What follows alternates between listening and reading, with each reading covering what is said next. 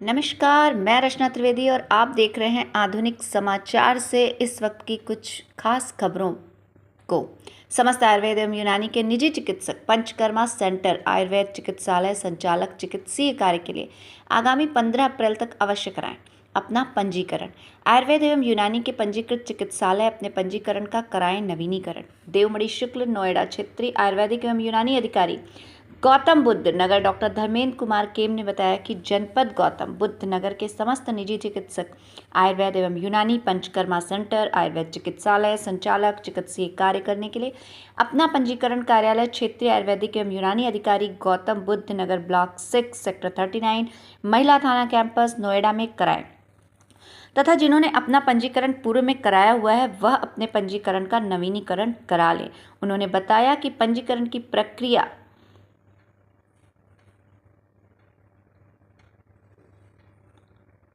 1/4/2025 से प्रारंभ हो चुकी है एवं आगामी 15 अप्रैल 2025 तक पंजीकरण नवीनीकरण आवश्यक कर लें। जो भी चिकित्सक आयुर्वेद एवं यूनानी बिना पंजीकरण के चिकित्सीय कार्य करते हुए पाया जाएगा उसके विरुद्ध नियमानुसार कार्यवाही की जाएगी। आइए नजर डालते हैं दूसरी खबर पे। आकाशीय बिजली से बचाएगा बहुउपयोगी दामिनी ऐप एवं सचेत ऐप। गूगल प्ले स्टोर से डाउनलोड किया जा सकता है दामिनी ऐप एवं सचेत ऐप। मौसम, आंधी, तूफान की सटीक जानकारी के लिए डाउनलोड करें सचेत ऐप। जिला आपदा विशेषज्ञ। वज्रपात से बचाव को लेकर जिला आपदा प्रबंधन प्राधिकरण द्वारा एडवाइजरी की गई है। देवमणि शुक्ल द्वारा ये रिपोर्ट दी गई है। नोएडा जिलाधिकारी मनोज कुमार वर्मा ने जनसामान्य से अपील करते हुए कहा है कि खराब मौसम में आकाशीय बिजली गिरने, वज्रपात की घटनाएं घटित होने की संभावनाएं काफ़ी बढ़ जाती हैं, जिससे जनहानि एवं पशु हानि व मकान क्षति तथा व्यक्ति के घायल होने की घटनाएं प्रायः होती हैं। ऐसे में यह आवश्यक है कि आकाशीय बिजली से बचने के उपायों को अपनाया जाए ताकि वज्रपात से जनहानि न होने पाए। उन्होंने कहा कि जन सामान्य अपने मोबाइल में मौसम विज्ञान विभाग भारत सरकार द्वारा विकसित दामिनी ऐप एवं सचेत ऐप डाउनलोड करें, जिससे वज्रपात मौसम खराब की पूर्व सूचना मिल सके और वज्रपात से बचा जा सके। उन्होंने बताया कि उत्तर प्रदेश में प्रतिवर्ष वज्रपात से कम क्षति हो, इसके लिए प्रभावी व्यवस्था को अपनाने के साथ ही अधिसूचित आपदाओं की पूर्व चेतावनियों एवं अलर्ट को आम जनमानस तक समय से पहुंचाकर आपदा को कम किया जा सकता है। अपर जिलाधिकारी वित्त एवं राजस्व अतुल कुमार ने जनसामान्य को बचाव के बारे में जागरूक करते हुए बताया कि वज्रपात से बचने के लिए पेड़ों के नीचे, मोबाइल टावर व ऊंचे मकान के नीचे शरण न लें, बच्चों को बाहर न खेलने दें, लोहे की खिड़की, दरवाजे व हैंडपंप आदि को न छुएं, धातु से बने छाते का प्रयोग न करें, लैंडलाइन एवं बिजली के उपकरणों का प्रयोग न करें, खुले वाहनों में सवारी न करें, बचाव के लिए जमीन पर न लेटें तथा तैराकी या नौकायन न करें। जिला आपदा विशेषज्ञ ओमकार चतुर्वेदी ने कहा कि यदि मौसम खराब हो तो तुरंत किसी पक्के घर में शरण ले। आसपास सुरक्षित स्थान न होने पर दोनों कानों को बंद कर पैरों को सटा लें तथा घुटनों का टेक लेकर उकड़ू बैठ जाएं। घरों में विद्युत उपकरणों को प्लग से अलग कर दें। यदि खेतों में हैं तो तुरंत सूखे स्थान पर चले जाएं। हाई टेंशन तारों, पोखरों, बिजली के खंभों तथा कटीले तारों से दूर रहें। उन्होंने बताया कि वज्रपात से कम क्षति हो, इसके लिए प्रभावी व्यवस्था को अपनाने के साथ ही अधिसूचित आपदाओं की पूर्व चेतावनियों एवं अलर्ट को आम जनमानस तक समय से पहुंचाकर आपदा को कम किया जा सकता है। उन्होंने बताया कि दामिनी ऐप लगभग 20 से 40 किलोमीटर के क्षेत्र से संभावित लाइटनिंग अलर्ट का नोटिफिकेशन प्रेषित करता है, जिससे व्यक्तियों को सुरक्षित स्थान पर पहुंचने तथा बचाव का अवसर प्राप्त हो सकेगा। इसलिए स्वयं के मोबाइल में दामिनी ऐप डाउनलोड करने के साथ ही जन सामान्य को भी इस अति उपयोगी दामिनी ऐप के बारे में बताएं, जिससे वज्रपात की पूर्व चेतावनी व अलर्ट अधिक से अधिक लोगों तक पहुंच सके तथा वज्रपात से होने वाली क्षतियों को न्यूनीकृत किया जा सके। मौसम की पूर्ण जानकारी हेतु सचेत ऐप डाउनलोड करें, जिससे मौसम की जानकारी एवं विभिन्न आपदाओं की जानकारी व एडवाइजरी भी प्राप्त हो सकेगी व चेतावनी मिलती रहे। आइए नजर डालते हैं अगली खबर पे। नकली किताबों का काफिया। प्रयागराज कोतवाली पुलिस ने शुक्रवार को एनसीईआरटी की लाखों रुपए मूल्य की नकली किताबें बरामद कर ली। 2 लोगों को गिरफ्तार किया है। आरोपियों ने दिल्ली से नकली किताबें छपवाकर प्रयागराज में बेचने की बात स्वीकार की है। पुलिस की पूछताछ में इस धंधे में कुछ और नाम सामने आए हैं। वहीं एनसीईआरटी के विभागीय अधिकारियों से भी संपर्क किया जा रहा है। एसीपी कोतवाली मनोज सिंह ने बताया कि कोतवाली क्षेत्र में एक व्यक्ति द्वारा एनसीईआरटी की नकली किताबें बेचने की शिकायत मिली थी। इस पर पुलिस टीम गठित होकर शुक्रवार दोपहर अश्विनी मकीजा निवासी सत्ती चौरा मालवीय नगर को गिरफ्तार किया। उसकी निशानदेही पर एनसीईआरटी की बड़ी संख्या में नकली किताबें बरामद की गई। वहीं पूछताछ के आधार पर कृष्ण कुमार शर्मा निवासी रामानंद नगर अल्लाहपुर को भी पकड़ा गया। वह जीरो रोड व कटरा में किताब की दुकान संचालित करता है। उसके पास से भी नकली किताबें बरामद हुई। दोनों आरोपियों के पास से कुल 476 नकली किताबें बरामद हुई हैं। दोनों आरोपियों ने पूछताछ में बताया कि दिल्ली में नकली किताबों को छपवाते थे, इसके बाद प्रयागराज लाकर बेच देते थे। नकली किताबें हूबहू असली की तरह लगती थीं। इस वजह से कोई इसे पकड़ नहीं पाता था। नए शैक्षिक सत्र की शुरुआत के साथ ही प्रयागराज में कॉपी दुकानदार जीएसटी वस्तु एवं सेवाकर विभाग के रडार पर आ गए हैं। स्टेट जीएसटी एसजीएसटी इन पर नजर रख रहा है, जो मनमाने दाम वसूल रहे हैं। विभाग का कहना है कि कापियों की बिक्री पर रसीद जारी करने और टैक्स जमा करने में अनियमितता पाई गई तो दुकानदारों के खिलाफ सख्त कार्रवाई की जाएगी। नया सेशन शुरू होते ही अभिभावक बच्चों के लिए कॉपियां और स्टेशनरी खरीदना शुरू कर दिए। ज़्यादातर कॉन्वेंट स्कूलों किताब और कॉपी विशेष दुकान से खरीदने के लिए दबाव बना रहे हैं। एक ही दुकान पर किताब और कॉपी खरीदनी है। कई दुकानदार बिना पक्की रसीद दिए ऊंचे दाम वसूल रहे हैं। एसजीएसटी के एक वरिष्ठ अधिकारी ने बताया कि अब ग्राहकों को दी जाने वाली रसीद के आधार पर टैक्स का आकलन किया जाएगा। अगर रसीद में दिखाए गए कलेक्शन और जीएसटी में जमा राशि में अंतर पाया गया तो दुकानदारों पर भारी जुर्माना लगाया जाएगा। चौक, कटरा और सिविल लाइंस जैसे इलाकों में स्टेशनरी की दुकानों पर खास नजर रखी जा रही है। दरअसल कई दुकानों में एक साथ कॉपी और किताब के साथ स्टेशनरी का सामान दिया जा रहा है, लेकिन बिल में सभी का उल्लेख नहीं है। जीएसटी चोरी का मामला सामने आया तो इस बार दुकानदारों पर टैक्स के साथ जुर्माना भी लगेगा। आइए नजर डालते हैं अगली खबर पर। श्री रामनवमी पर अद्भुत संयोग, एक साथ बरसेगी दिव्य शक्तियों का आशीर्वाद। रामनवमी का त्यौहार भगवान राम को समर्पित है और इस दिन माँ दुर्गा के 9वें स्वरूप सिद्धिदात्री की पूजा भी की जाती है। दरअसल रामनवमी का त्यौहार भगवान राम के जन्मदिन के रूप में मनाया जाता है। भगवान राम जगत के पालनहार श्री हरि विष्णु के 7वें अवतार हैं और लोगों के मन में भी भगवान राम के प्रति अटूट श्रद्धा है। आचार्य पंडित सुधांशु तिवारी प्रश्न कुंडली विशेषज्ञ ज्योतिषाचार्य द्वारा ये जानकारी दी जा रही है। इस बार रामनवमी का त्यौहार 6 अप्रैल रविवार को मनाया जाएगा। रामनवमी का त्यौहार भगवान राम को समर्पित है और इस दिन माँ दुर्गा के 9वें स्वरूप सिद्धिदात्री की पूजा भी की जाती है। दरअसल रामनवमी का त्यौहार भगवान राम के जन्मदिन के रूप में मनाया जाता है। भगवान राम जगत के पालनहार श्री हरि विष्णु के 7वें अवतार हैं और लोगों के मन में भी भगवान के राम के प्रति अटूट श्रद्धा है। साथ ही यह दिन श्री राम भक्ति के लिए बहुत ही अच्छा माना जाता है।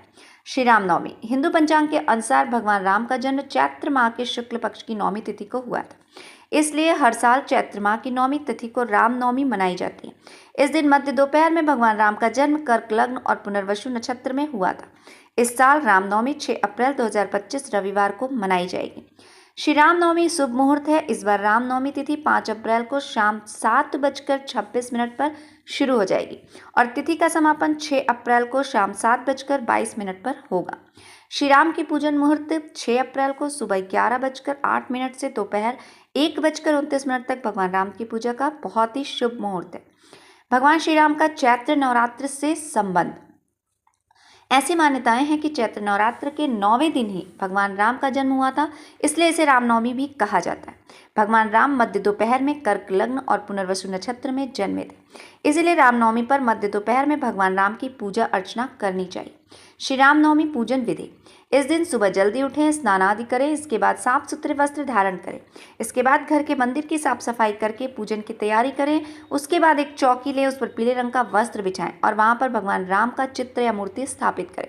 ध्यान रहे कि भगवान राम का चित्र परिवार सहित हो।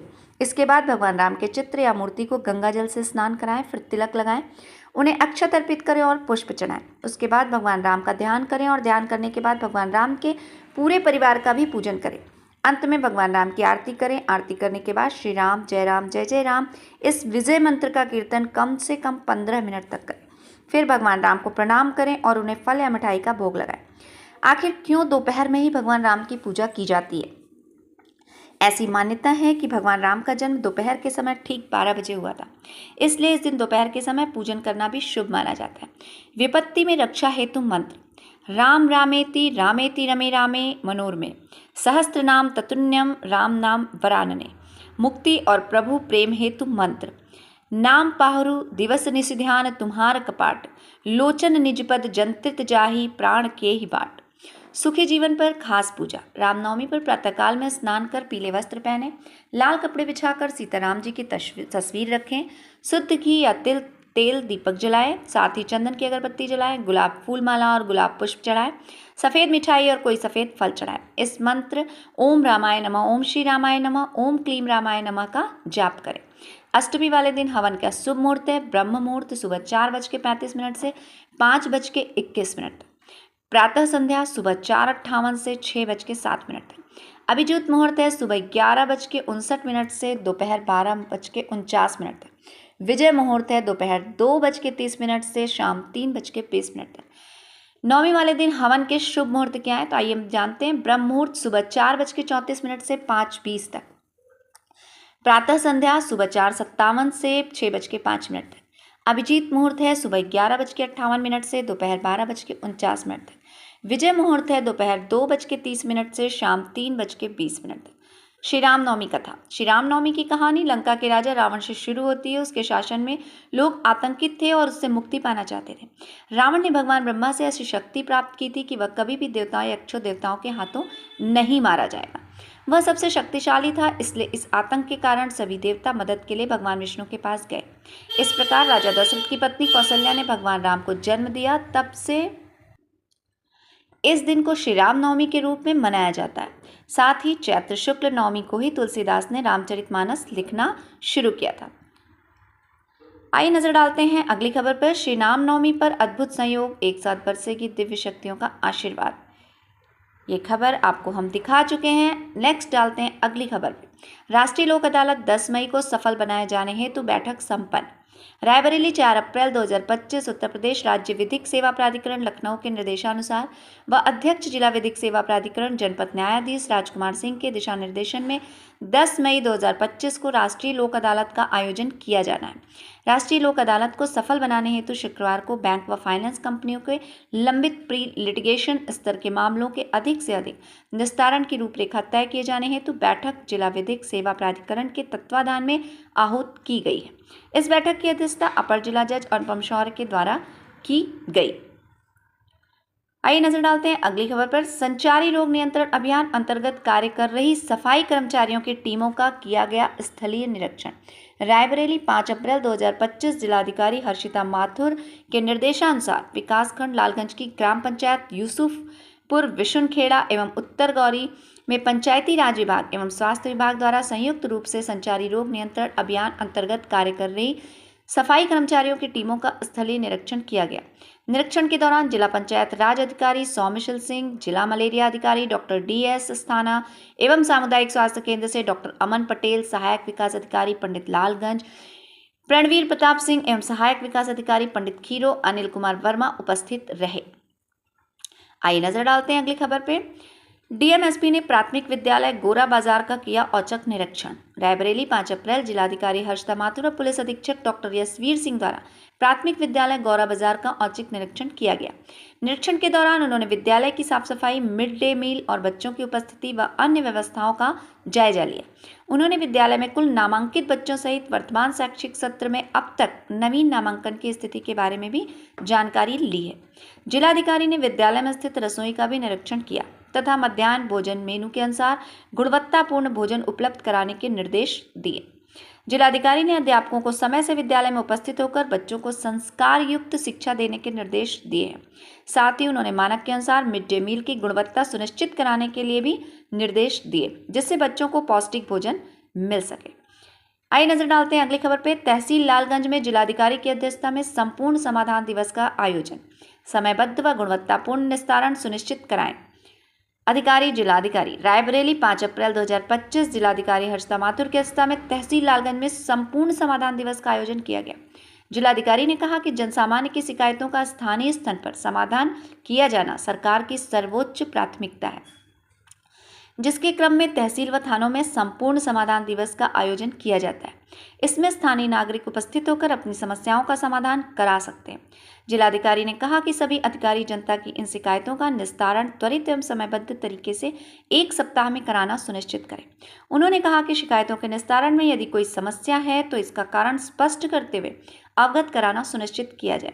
जिलाधिकारी ने बताया कि तहसील लालगंज में आयोजित संपूर्ण समाधान दिवस में कुल 87 प्रकरण प्राप्त हुए, जिसमें से 6 प्रकरणों का निस्तारण मौके पर ही कर दिया गया। शेष प्रकरणों को निस्तारण हेतु संबंधित विभागों को इस निर्देश के साथ उपलब्ध करा दिया गया है, उनका निस्तारण 1 सप्ताह में कराना सुनिश्चित कराएं। आइए नजर डालते हैं अगली खबर पे। निषाद पार्टी के कार्यकर्ताओं ने धूमधाम से मनाई महर्षि कश्यप ऋषि की जयंती। चौपन सोनभद्र की है ये खबर। निषाद पार्टी के राष्ट्रीय अध्यक्ष संजय निषाद के निर्देशानुसार पूरे प्रदेश में महर्षि कश्यप ऋषि की जयंती बड़े ही श्रद्धा और उत्साह के साथ मनाई जा रही है। इसी क्रम में शनिवार को चौपन स्थित निषाद पार्टी के क्षेत्रीय कार्यालय में भव्य कार्यक्रम का आयोजन किया गया। कार्यक्रम की अध्यक्षता जिलाध्यक्ष अनिकेत निषाद ने की, जबकि मुख्य अतिथि के रूप में प्रदेश महासचिव श्री दयाशंकर निषाद उपस्थित रहे। इस अवसर पर बड़ी संख्या में पार्टी कार्यकर्ताओं और समाज के गणमान्य लोगों ने भाग लिया। कार्यक्रम की शुरुआत महर्षि कश्यप के चित्र पर माल्यार्पण और दीप प्रज्वलन के साथ की गई। वक्ताओं ने महर्षि कश्यप को योगदान और उनके समाज सुधारक रूप पर विस्तार से प्रकाश डाला। उन्होंने कहा कि महर्षि कश्यप न केवल एक महान ऋषि थे, बल्कि उन्होंने समाज को एक सूत्र में बांधने का कार्य भी किया था। मुख्य अतिथि दयाशंकर निषाद ने अपने संबोधन में कहा कि महर्षि कश्यप की जयंती मनाना हमारे गौरवशाली इतिहास को स्मरण करने का एक अवसर है। हमें उनके आदर्शों को अपने जीवन में उतारते हुए समाज के विकास में भागीदारी निभानी चाहिए। कार्यक्रम के अंत में सभी कार्यकर्ताओं ने संगठन को मजबूत करने और सामाजिक एकता बनाए रखने का संकल्प लिया। इस मौके पर जिला महासचिव फूलचंद चौधरी, संतोष साहनी, राजनारायण निषाद, अनिल निषाद, उदय निषाद, छोटेलाल निषाद, राम सनेही निषाद, मुनेश साइनी, विकास निषाद इत्यादि लोग मौजूद रहे। धन्यवाद। इसी तरह की और खबरों को देखने के लिए हमारे चैनल को सब्सक्राइब करें, लाइक करें, शेयर करें और कमेंट करें। Thanks for watching.